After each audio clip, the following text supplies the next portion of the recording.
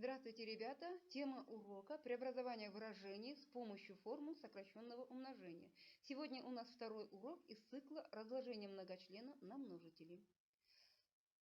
На прошлых уроках мы рассмотрели с вами способы разложения многочленов на множители, вынесение общего множителя за скобки. Сегодня мы рассмотрим с вами формулы сокращенного умножения в применении в разложении на множители. Для начала давайте выполним такое соответствие на повторение формул сокращенного умножения.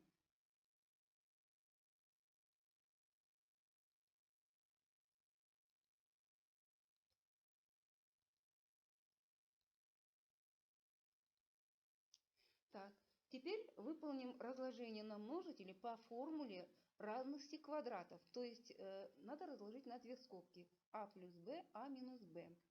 Первый пример. 5х квадрат минус 5y квадрат.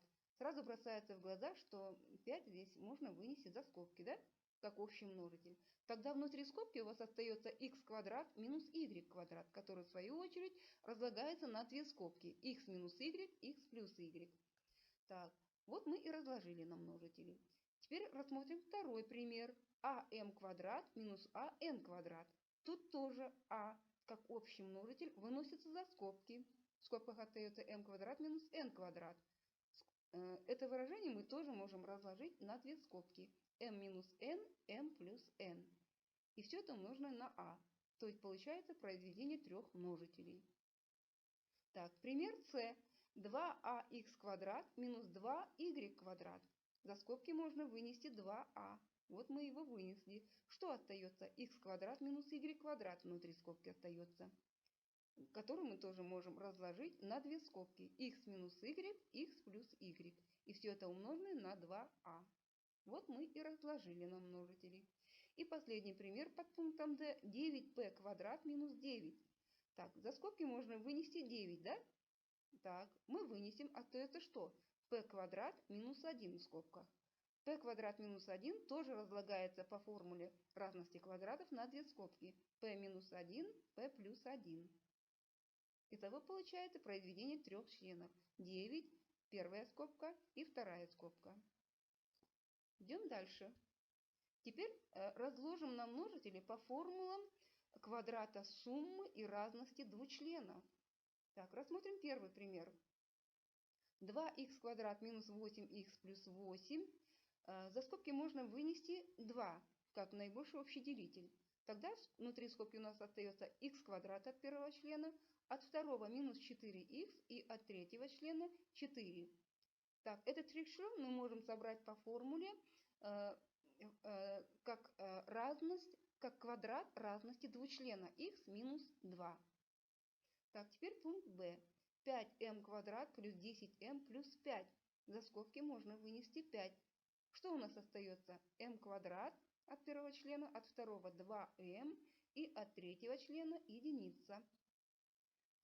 Затем этот трехчлен мы можем собрать в скобку как квадрат суммы двучлена n плюс 1. Пункт С. 2xy квадрат плюс 4xy плюс 2х. За скобки выносится 2х как наибольший общий делитель. Что остается? От первого члена у нас y квадрат, от второго 2y, от третьего единица. Содержимое скобки, то есть трехчлен, мы можем собрать как квадрат суммы двучлена y плюс 1. Пример под пунктом D. 3а плюс 6аб плюс 3аб квадрат. Наибольший общий делитель для всех трех членов это 3а.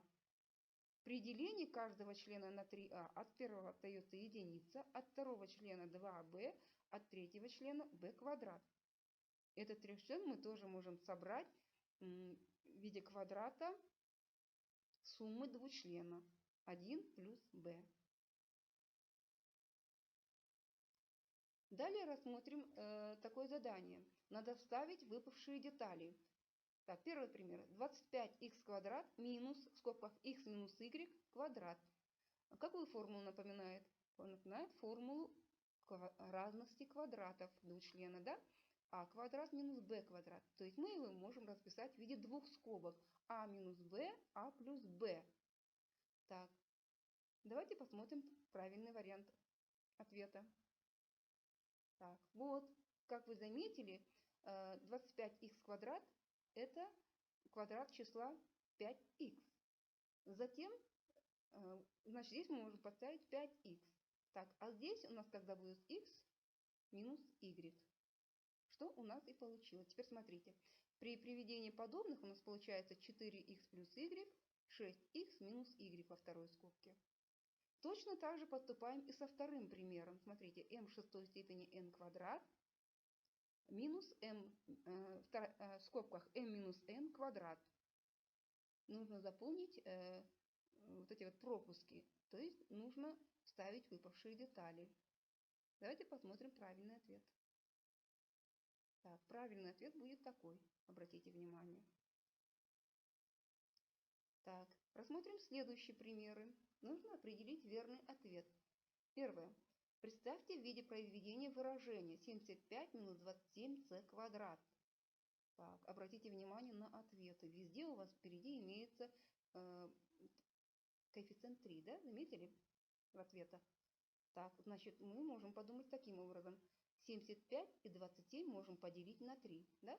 75 поделить на 3 будет 25, 27 поделить на 3 будет 9. Итого 25 минус 9c квадрат. Используя формулу разности квадратов, можно его расписать.